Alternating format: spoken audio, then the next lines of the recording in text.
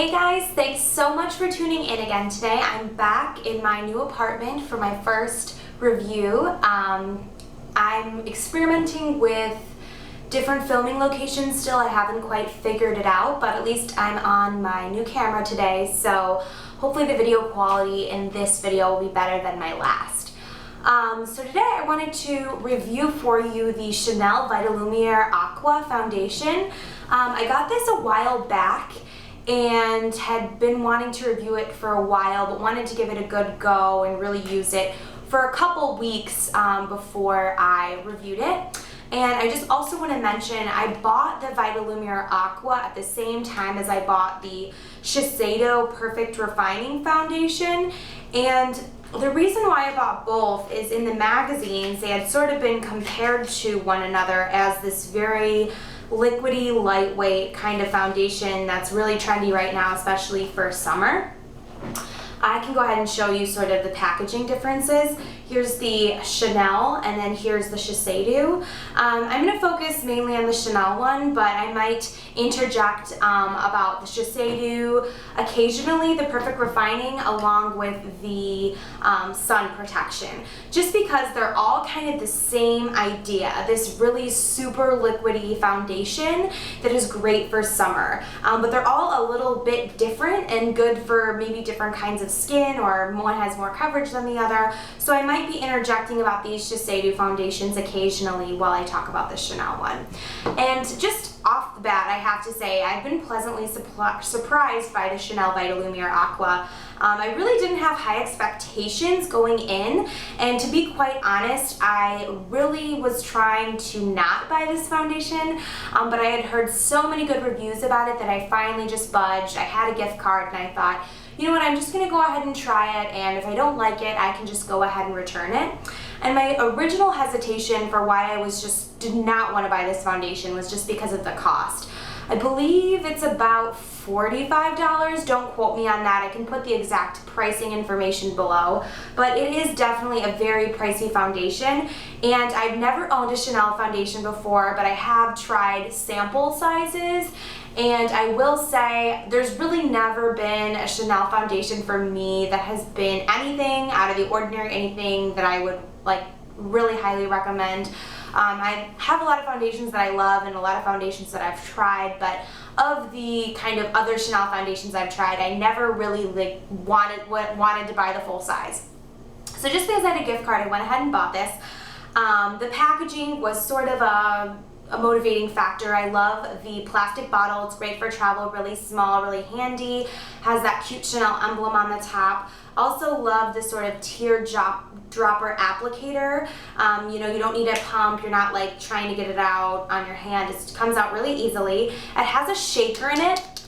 Not sure if you can hear that, but the shaker in this one is not as loud as the shaker in the Shiseido one. I have to say the shaker in the Shiseido one is a lot better. And this Skin Refining Foundation, there's no shaker. But all three are sort of that very liquidy foundation, as I mentioned. I will say though that the Shiseido ones are thinner than the Chanel one. It's known as this, you know, aqua, but it's not like water. I can go ahead. I guess you can see it drops out, but you can see there, it's not really running. So it is creamier than you would think. It's very thin and it's very lightweight, but it's also very creamy, which is really nice because it blends in with the skin really nicely. I'm just gonna go ahead and blend this for you. There you can see the color that I have. It's a little lighter than my hand right now. And this is the color B30, which is beige. Sable. And it comes in B and BR, and BR is beige rose. So if you have more of a pink undertone, you would go with BR, and if you have more of a neutral to yellow undertone, you would go with B. And I believe they may have just released more colors that are either darker or more yellow toned, but you would have to kind of explore that. I'm not really super familiar with that. So basically this is just a really lightweight, really natural finish foundation. Not natural as in super dewy, but the finish of it is just very healthy, very lightweight, very natural. I am wearing it today in case you want to see kind of what it looks like. It blends into the skin effortlessly. It's very nice and creamy, smooth, soft feeling. I would consider the coverage to be light to medium.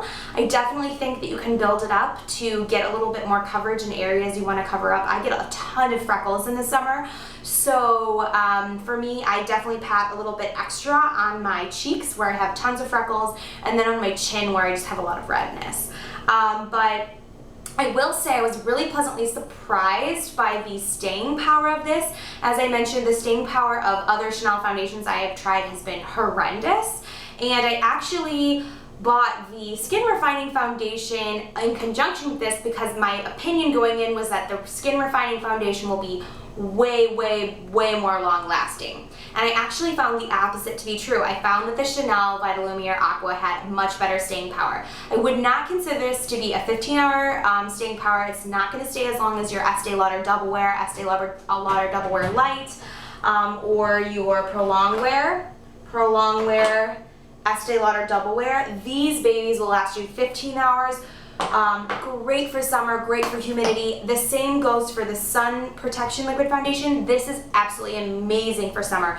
It's sweat resistant. It's so good for humidity. It has so much SPF in it. I mean, in my opinion, I think that there are better foundations if you have oily skin and you're looking for something that's going to really be tough and not get off your face. But I think if you have a normal skin type, not too oily, not too dry, the Vitalumiere Aqua would be great for you. If you don't need your makeup to last like 10 plus hours, then this will be perfect. I would say that this lasts pretty well for 6 to 8 hours without needing touch-up. There's definitely been days I've come home from work and I'm like, okay, like it still looks good. Like I could use a little bit of blotting powder, but for the most part, it stays on. I just find that I do get a little bit more greasy throughout the day and I get more of that dewy finish. So when you first put it on, I would say it's probably like a natural matte, but then as the day goes on, it definitely gets a lot more dewy. Other than that, I will say it's scented, which is a little bit of a funky thing for me. I'm not a fan of really scented foundations, but if you like that, a lot of people have remarked that they love the smell. You just get 30 ml, which is 1 fluid ounce. Again, it's pretty pricey, but I'd say all in all it's a good foundation. I haven't had any troubles with it breaking me out. I do love the natural finish, how lightweight it is. I mean, literally you feel like you have no makeup on your face, and I haven't had any issues with it drying out my face. The Lancome Tint Idole Fresh Wear is one that I bought last summer as sort of my go-to summer foundation, and it totally dried out my face. And this is so rare for me because I have normal to oily skin, but my chin, whenever I wear it, totally gets scaly and disgusting, so I'm kind of done with that one. Haven't experienced that with this. My only other comment that I want to make is that for me, my favorite summer foundation is still the Shiseido Sun Protection Liquid Foundation, which I highly recommended last summer. The reason why, between these two, the Shiseido has much better coverage. It also has a higher SPF, and it's also better with sweat resistance and oily skin. So if you have oily skin and you need a little bit of extra coverage, I would go with the Shiseido. In my opinion, you can always just sheer out a foundation. You can always use a little bit. You can always add moisturizer to it, but you can't always build coverage. So if you have problem areas and you're looking for something with greater coverage, you're not going to get a lot of coverage out of this. But if you're just looking for an everyday lightweight summer foundation and you don't mind spending a pretty penny, I would definitely recommend the Chanel. You know, there's not a big cost difference. I believe the Shiseido is like around $35, so you're still looking at a pretty penny for both of these. But between the two, if I could have one recommendation for a summer foundation, I would definitely go with the Shiseido. But the Chanel will be a lot better for flash photography as it only has SPF 15. I think it's great that the Chanel has SPF 15 in it, but for summer, if you're going to be out in the sun, at the beach and everything, SPF 15 is just really not going to give you a lot of protection. So just keep that in mind when you're making your selections. So thank you guys so much for tuning in for this video. If you have any questions, please leave me a comment below and I'll get back to you as soon as I can. Thanks for watching. Bye.